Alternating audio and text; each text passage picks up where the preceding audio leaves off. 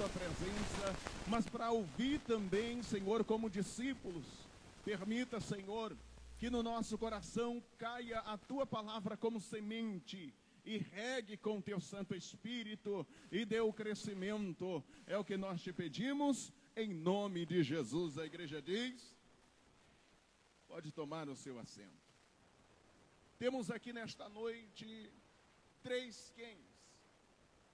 Esses quens são uma provocativa do apóstolo Paulo numa busca por resposta daqueles que usam diversas desculpas para não firmar os seus pés na presença de Deus.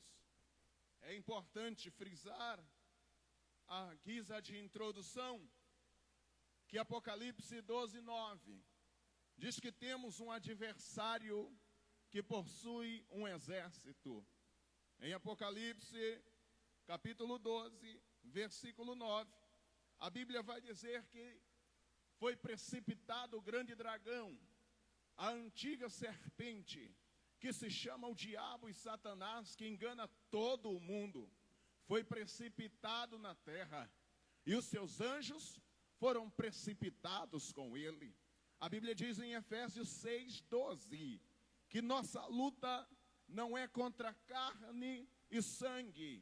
Ela declara que não temos que lutar contra carne e sangue, contra as pessoas, que temos que lutar contra principados, contra potestades, contra os espíritos no mundo das trevas, contra as hostes espirituais da maldade, da iniquidade, do mal nas regiões celestiais.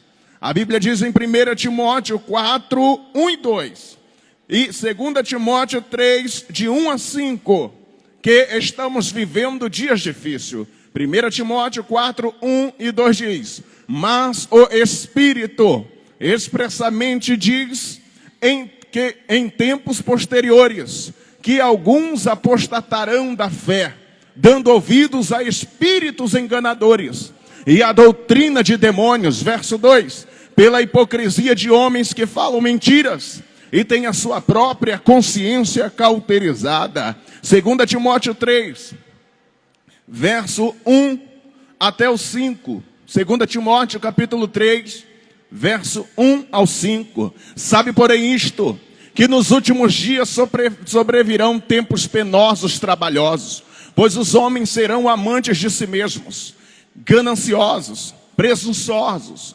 soberbos, blasfemos, desobedientes aos seus pais, ingratos, ímpios, sem afeição natural, implacáveis, caluniadores, incontinentes, cruéis, inimigos do bem, traidores, atrevidos, orgulhosos, mais amigos dos prazeres, dos deleites, do que amigos de Deus, tendo aparência de piedade, ou seja, são de dentro da igreja, professam a fé, porque a palavra para viver em Deus no tempo da igreja primitiva era ter uma vida de piedade, e a palavra piedade leva para a mesma expressão de religiosidade, adorar um Deus. Mas o texto diz, tendo aparência de piedade, parecendo crente, parecendo servo de Deus, mas negando o poder transformador do evangelho.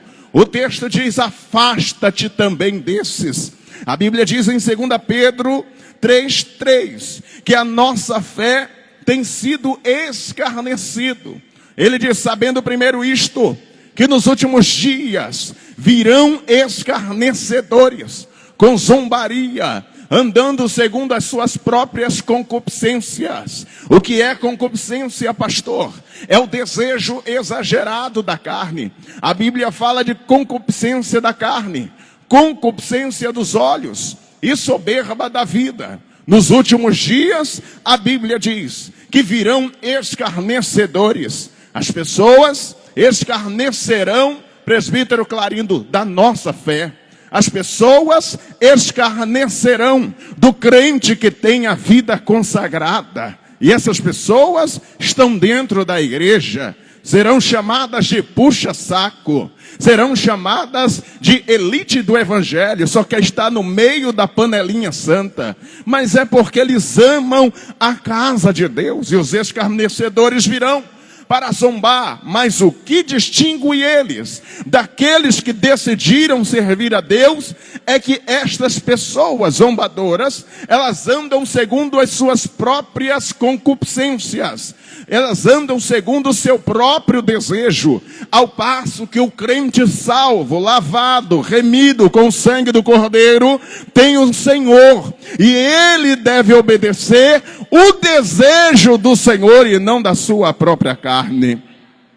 1 João capítulo 2, versículo 18, João nos alerta: estamos vivendo a última hora. Ele fala de forma paternal à igreja, dizendo: filhinhos, esta é a última hora. Estamos caminhando para o desfecho da humanidade. E aqui eu saio um pouco do esboço que Deus me deu. Veja, nós estamos caminhando tanto para um desfecho na humanidade, que tem crente que acha que o mundo deve agir como crente. Não se espante do mundo ser mundo.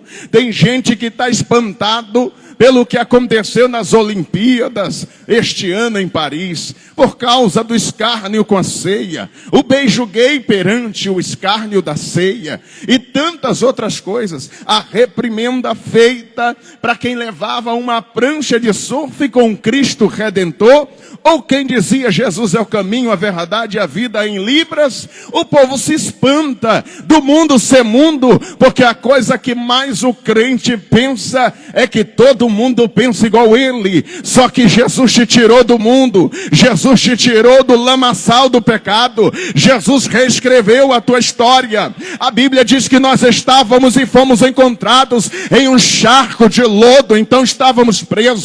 A Bíblia diz que nós estávamos amarrados para morrer, nós estávamos condenados à morte, mas a Bíblia diz também que Deus amou o mundo de tal maneira que deu seu Filho unigênito, para que todo aquele que nele cresça não pereça, mas tenha vida eterna. Então eu estou nesta noite diante de uma igreja triunfante, que não perece e que tem como na eternidade herança a vida eterna. Quem acredita nisso e recebe como palavra de Deus? Ainda assim, não há poder suficiente, apesar deste ambiente apresentado para vocês, um ambiente tóxico, irmã Nájila, em que a nossa fé é confrontada, em que a nossa fé é desafiada. Ainda assim não há poder suficiente em Satanás e em todo o seu reino para nos desestabilizar. Pastor, por quê? Porque maior, 1 João 4, de 4 a 6, vai dizer que maior é o que está em nós do que o que está no mundo. Maior é o que está em nós do que o que está no mundo. Eu vi um ou dois levantar a mão. Parece que tem crente que já foi vencido por Satanás, mas eu não acredito. Aqui tem crente que venceu a Satanás. Maior é o que está em nós. Maior é o que está em nós. Quem pode levantar a mão e abrir a boca? Maior é o que está em nós.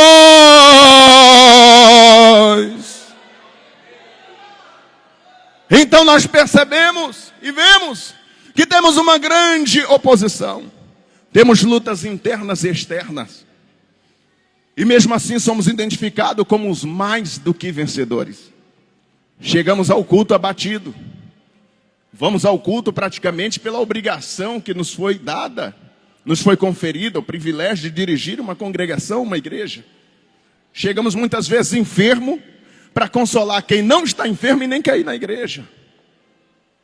Eu já fui dirigir culto com dor em todo o corpo, para ter que mandar mensagem para crente que está só com preguiça de não ir para o culto, para não ir para o culto. Mas a gente tem que ir. Nós temos este privilégio que alguns consideram como o peso da responsabilidade. É um peso de responsabilidade, mas também é um peso de glória, porque nós estamos trabalhando no reino. Então, se alguma coisa der errado daqui até chegar no juízo do trono branco, no juízo, no bema, no tribunal de Cristo, nós trabalhamos no Evangelho, cumprimos a nossa carreira, guardamos a fé. Se alguém não nos deu ouvido, o problema é deles, missionária Silvana. Mas nós fizemos o nosso trabalho, nós fomos na porta, nós fomos no WhatsApp, nós fomos no direct do Instagram, nós abrimos a Bíblia, nós mostramos a palavra, apontamos e andamos no caminho. Se ele não quer andar, o problema é dele, porque só vai para o céu quem é de Deus. A Bíblia diz que quem é de Deus ouve as palavras de Deus. Mas a minha pergunta aqui esta noite, que Deus colocou no meu coração, é que diante de tantas acusações, quem é suficiente para estar de pé e fazer essas três coisas contra a igreja e sair ileso? Primeiro, quem tentará acusação contra os escolhidos de Deus? Quantos escolhidos de Deus temos aqui esta noite? Quem? Jesus garante que muitos são chamados, mas poucos escolhidos, em Mateus 22:14. Poucos faz referência a um remanescente fiel. Muitos são chamados, mas um remanescente fiel é escolhido. Jesus era seguido por multidão, mas o seu ministério se reduziu a 12 discípulos.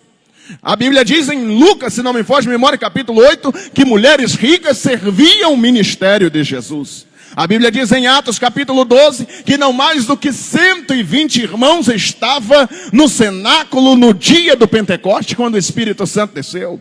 A Bíblia diz que quando Pedro prega, aproximadamente 5.000 pessoas aceitaram a Jesus. A Bíblia diz que quando a igreja está sendo perseguida, Deus traz para perto de si Saulo, salvando-o no caminho do Damasco. Então, quem intentará acusação contra os escolhidos de Deus? A Bíblia diz em João 3,16 que a salvação é para todos. Em Atos 2,21 diz que a todos quanto invocarem o nome do Senhor será salvo. Todos quantos invocarem o nome do Senhor será salvo. A Bíblia diz em Atos 2,4 que o Espírito Santo é para todos. Todos que quiser, pastor, eu ainda não recebi o batismo com o Espírito Santo, mas o Espírito Santo é para todos. Em Atos capítulo 2, a Bíblia diz que todos foram cheios do Espírito Santo. Todos foram cheios do Espírito. Pastor, quer dizer que ser cheio do Espírito Santo é falar em línguas? Não. A Bíblia diz em João 20:19, quando Jesus chega no domingo, a Bíblia diz que os discípulos estavam com a porta fechada, com medo dos judeus. Era medo do lado de lá. Os sacerdotes, escribas e fariseus, colocando guardas da porta do túmulo de Jesus, com medo dos discípulos roubarem o corpo de Jesus, e medo do lado de cá. Os discípulos com medo de terem suas portas arrombadas e serem presos, porque seguiam a Jesus. Eles estavam com a porta fechada e com medo. E a Bíblia diz que Jesus entrou e apareceu no meio deles e diz: paz seja convosco. Assim como o Pai me enviou, eu também envio a vós. Recebei o Espírito. E tendo dito isto, diz a Bíblia, soprou sobre eles o Espírito Santo. Eles não falaram, evangelista Ivan, na mesma hora em mistério, em língua. O apóstolo Paulo diz que quem fala em línguas, em mistério, fala com Deus e edifica-se a si mesmo. Por isso, em relação ao mundo, eu posso ser cheio do Espírito Santo e falar em línguas, mas eu preciso falar de uma forma que o povo entenda, para que sejam edificados e entenda o amor de Deus que está derramado no nosso coração. Oh, glória! É por isso que Paulo orientava a igreja, que quando alguém que não era crente entrasse dentro da igreja, a igreja precisava ter um autocontrole no falar em línguas, para que eles não se espantassem e dissessem: esta é uma reunião de doido. Só que eles não estavam errados. Essa é a reunião de gente mais doida que eu conheço, porque a Bíblia diz que Deus escolhe as coisas loucas deste mundo para confundir as sábias. Quantos loucos temos aqui esta noite? Quantos doidos temos aqui esta noite? Quantos doidos tem? Pastor, por que eu sou doido? Porque tu escolheu ir para o céu que você nunca viu e nem pisou. Ninguém aqui pisou no céu. No entanto, nós queremos ir para o céu. Ninguém aqui viu a Deus. No entanto, cremos na sua existência. Ninguém aqui jamais viu a Jesus. Mas a Bíblia diz: se vocês quiserem parecer comigo, amem-se uns aos outros.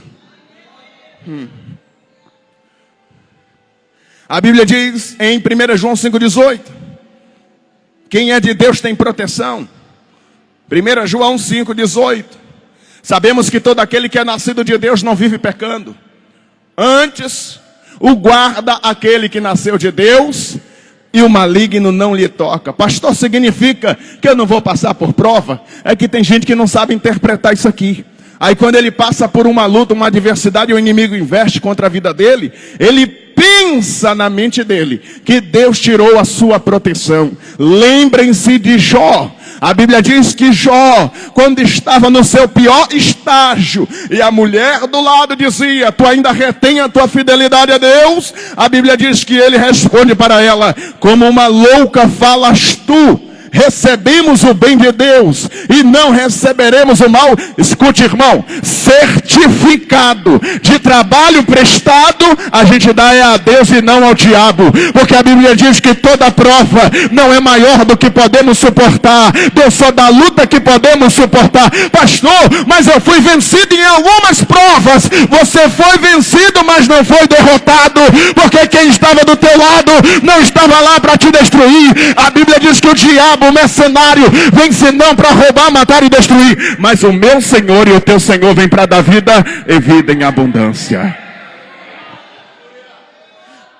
A Bíblia diz que quando Satanás, presbítero José, foi até a presença de Deus, Deus disse para ele, na segunda investida: pele por pele, dente por dente, e o que o homem tiver dará pela sua saúde. É ou não é? Ele mentiu? A Bíblia diz que quando o diabo fala mentira, fala do que lhe é próprio, porque é pai da mentira. A Bíblia não diz que ele usa sempre da mentira. Ele usou a verdade.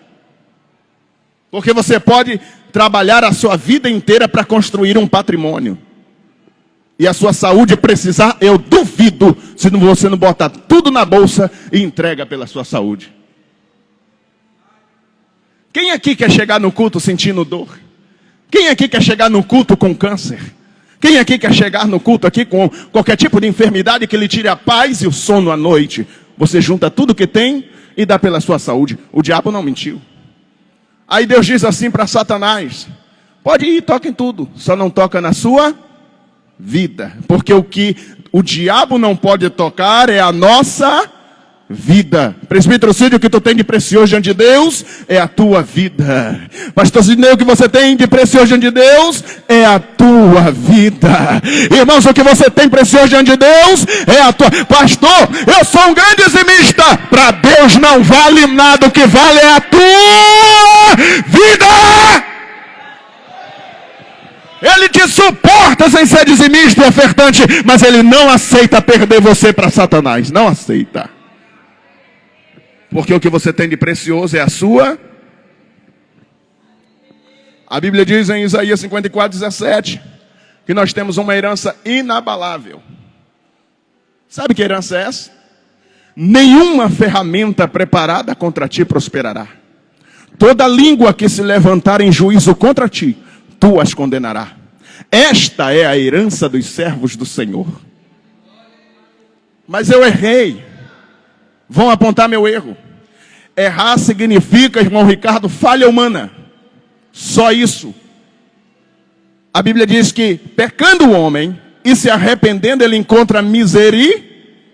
Talvez ele não encontre mais o mesmo status no coração do ser humano. Talvez ele não encontre mais a mesma posição de honra e de valor que ele tinha no coração do ser humano. Mas perante Deus, vale mais um Davi que peca, mas reconhece o seu pecado e se humilha, do que um Saul que parece o homem mais puro da terra.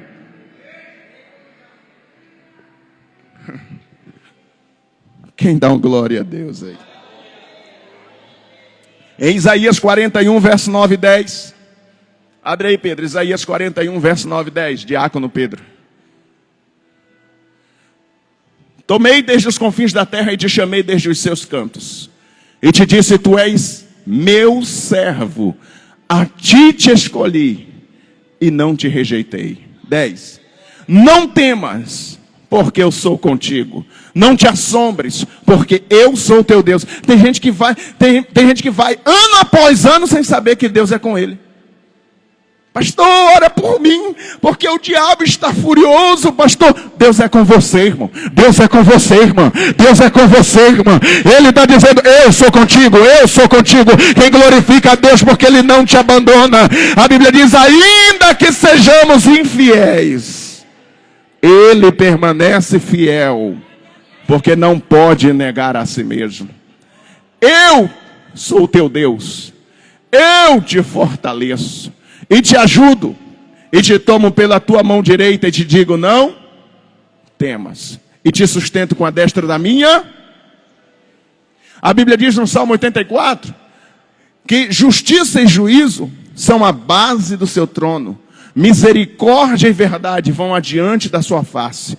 Justiça e juízo é a base do trono de Deus, evangelista Gilson. É a base. Quando chegarmos diante do trono de Deus, o que vai valer lá é justiça e juízo. Mas o texto diz, adiante dele, misericórdia e verdade. A Bíblia diz que Jesus é o caminho, a verdade e a vida. Então nós recebemos a verdade, com base na misericórdia de Deus. A misericórdia te alcançou, te alcançou, te alcançou. Tem gente que ainda não foi alcançado. Oh glória, mas tem gente que já foi alcançado pela misericórdia de Deus. Quem aqui foi alcançado pela misericórdia de Deus? Certamente que essa pergunta tem sua resposta. Apocalipse 12, 9 e 10 diz que Satanás nos acusa. Esta acusação é a imputação de um crime. E em Cristo nos tornamos inimputáveis. Sabe o que é isso? É quando alguém é doido, comete um erro, e ele chega perante a justiça, junto com um psicólogo, e o psicólogo alerta ao juiz que ele não pode ser condenado pelo crime que cometeu. Então ele é solto, liberado para tratamento. E depois do processo de tratamento, ele volta até o juiz libera ele novamente para a sociedade. A Bíblia fala que pecado é loucura, é desprezo das coisas de Deus. Nós fomos encontrados mortos em nossos delitos e pecados. Ele veio e nos deu vida. E ao invés de nos condenar ao inferno, nos trouxe para a igreja. Para quê, pastor? Para ser tratado o nosso caráter, para sermos diferentes do mundo. Não faz sentido você sair do mundo, vir para a igreja e continuar vestindo como o mundo, se maquiando como no mundo se faz, fazendo todas as vaidades do mundo, andando do jeito do mundo, sendo infiel. Não adianta, porque você não encontrou ainda a salvação. Quando você encontra a salvação em Jesus, você muda a sua vida. Você muda. Tem gente que aceita Jesus hoje e ele muda de uma vez, pastor Iraci. Tem gente que leva tempo, aí muda. Tem gente que cai, levanta, cai, levanta, cai, levanta, cai, levanta, morre caindo. Aí na hora que vai chegar para a morte, ele cai. Presbítero Claudemir. Aí a morte está batendo na porta dele, Deus pega e levanta ele para ele entrar no céu. Tem gente que não vai receber uma glória no céu, mas vai entrar com a salvação. Sabe por quê? Porque a nossa salvação não é baseada na minha justiça, não é baseada na minha pregação, não é baseada no meu louvor, não é baseada no meu talento, não é baseada na unção que Deus me dá. A minha salvação é baseada unicamente na misericórdia dEle, na misericórdia dEle. Oh, glória! Eu queria pedir uma vez mais, eu sei que você está cansado, eu sei que às vezes é chato, mas levanta a mão uma vez mais se você puder. Abre essa boca e dê um glória a Deus, mesmo sem sentir. Adore a Ele.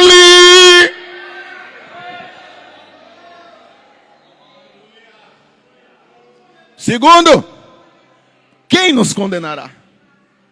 Romanos 8:1 diz: nenhuma condenação há para os que estão em Cristo Jesus, que não andam segundo a carne, mas segundo o Espírito. Significa dizer que não há nada que o sacrifício de Cristo não possa fazer por nós. Então temos alguns compromissos nesta liberdade. Primeiro, não dar ocasião à carne em suas obras. Romanos 5:13. Segundo, viver em plena santificação. 1 Tessalonicenses 5:23.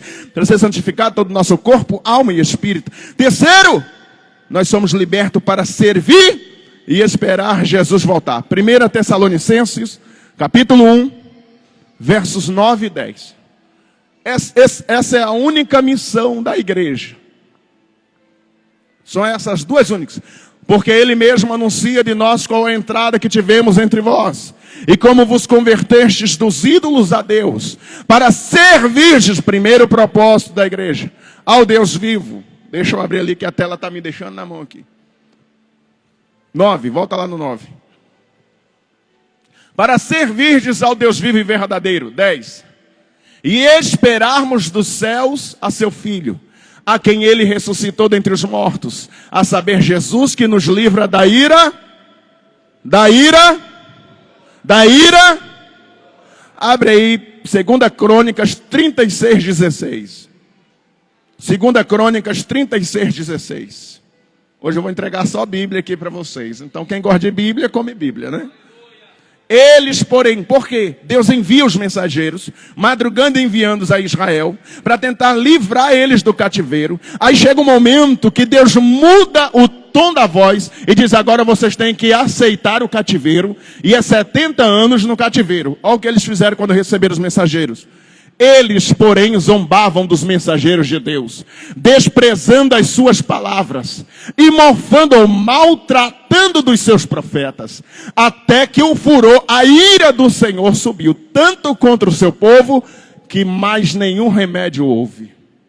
A graça de Deus, para você e para mim, que somos deste século presente, e que estamos atravessando o próximo século, é a última oportunidade de Deus para nós. Não tem outro remédio. Não tem justiça própria. Não tem religiosidade. Não tem, mas eu vou mudar a minha roupa e já entro no céu. Se não mudar o caráter, não entra. Então você tem a oportunidade de mudar agora. Senão não vai ter mais remédio. É por isso que tem crente que entra na igreja e parece que está entrando num clube social. Ele nem ouve a palavra de Deus. Ele não ouve os louvores. Ele bate o ponto dele. Como se fosse numa empresa e vai para mais 30 dias de vida sem Deus, sem paz e sem salvação, travestido de piedade e de religiosidade.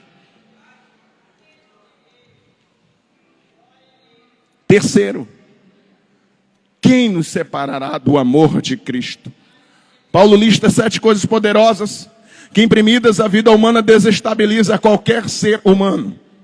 Quem nunca se viu em algumas destas ou mais coisas? Voltamos lá em Romanos capítulo 8. Verso de número 35. Romanos 8:35 diz assim: quem nos separará do amor de Cristo?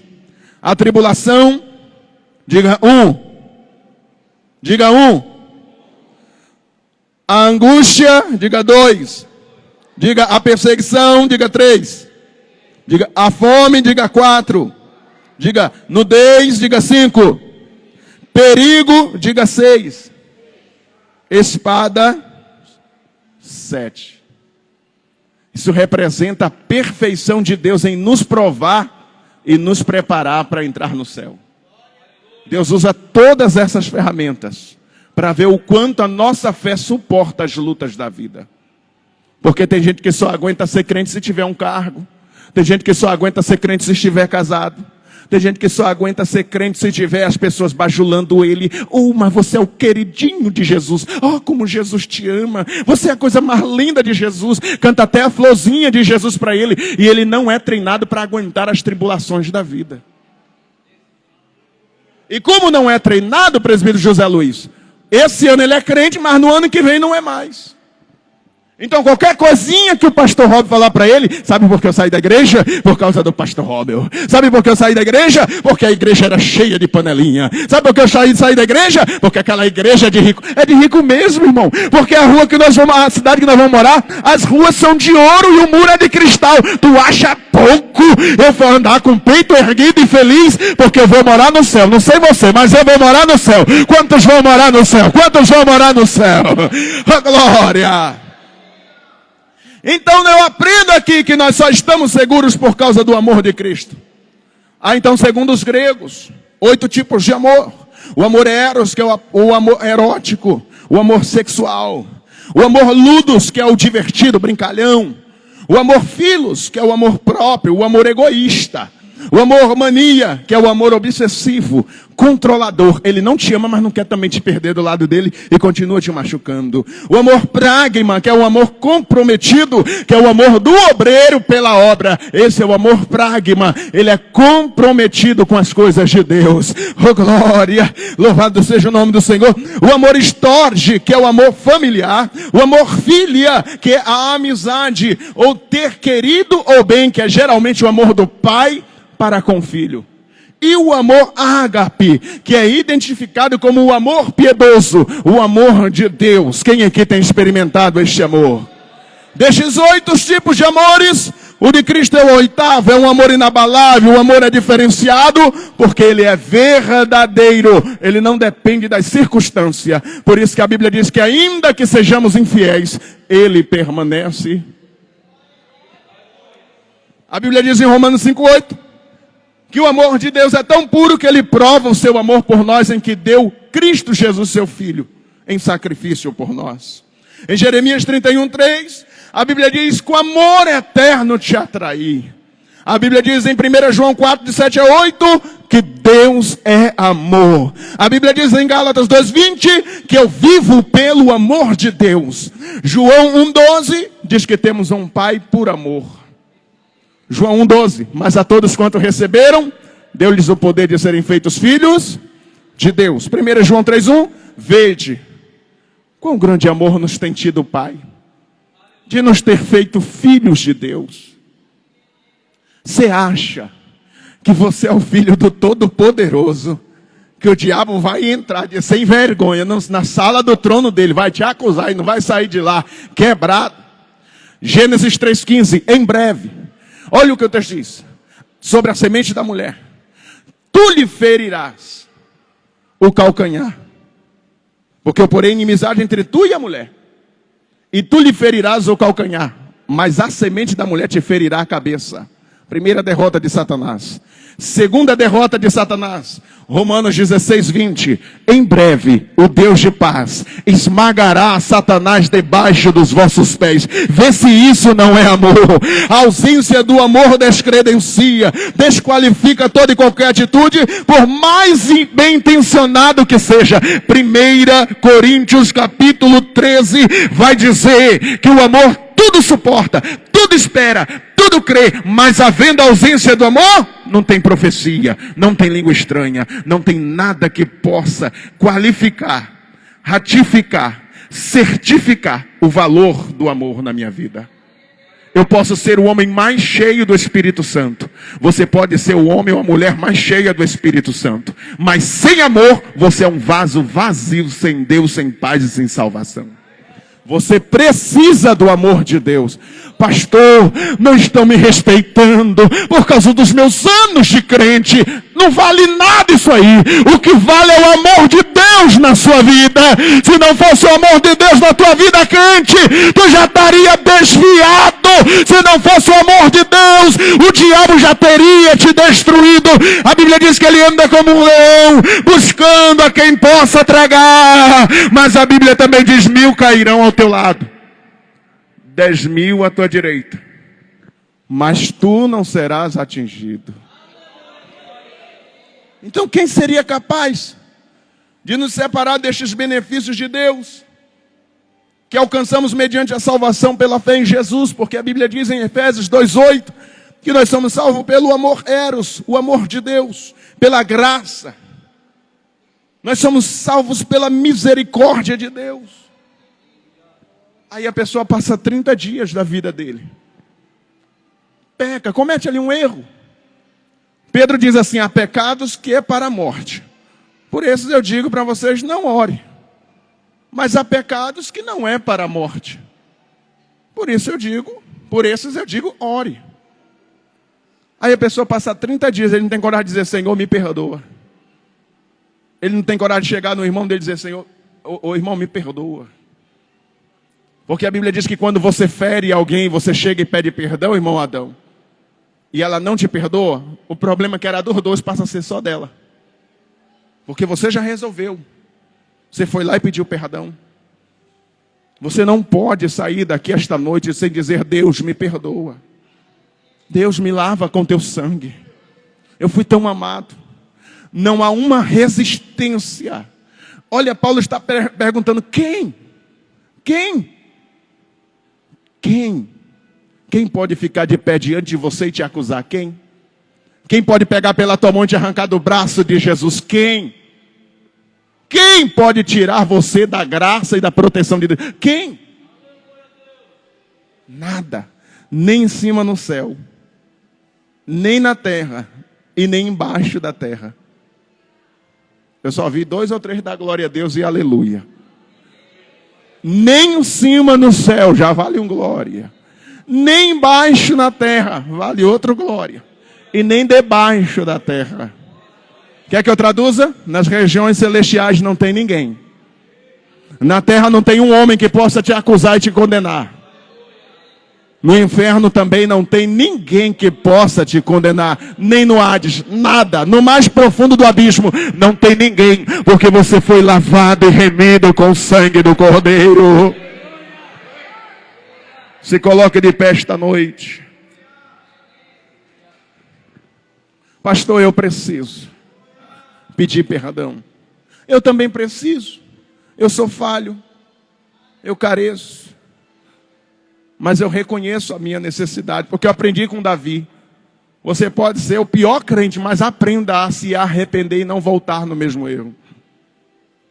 Cadê a primeira pessoa que gostaria de, antes de tudo, pedir perdão a Deus por alguma coisa nesses 30 dias? Cadê a primeira pessoa? Sai do seu lugar rápido. Agora. Pastor, eu quero pedir perdão. Você não vai pedir perdão a mim? Porque quem sou eu? Não sou ninguém, sou tão falho quanto você. Você não vai pedir perdão para o Gils. Você vai pedir perdão a Deus. A oportunidade está franqueada dentro da minha oportunidade. Cadê a primeira pessoa que tem coragem de dizer: Deus, eu preciso da tua graça. Eu quero te pedir perdão. A ti e a igreja. Enquanto você toma coragem para sair do seu lugar e vir pedir perdão, eu devolvo a minha oportunidade e agradeço em nome de Jesus. Aleluia, a oportunidade agora. São os melhores passos que você dá, de onde você está até esse microfone, para estar em comunhão com Cristo, para estar com paz com Cristo. Micaías está retornando à comunhão, tem que vir aqui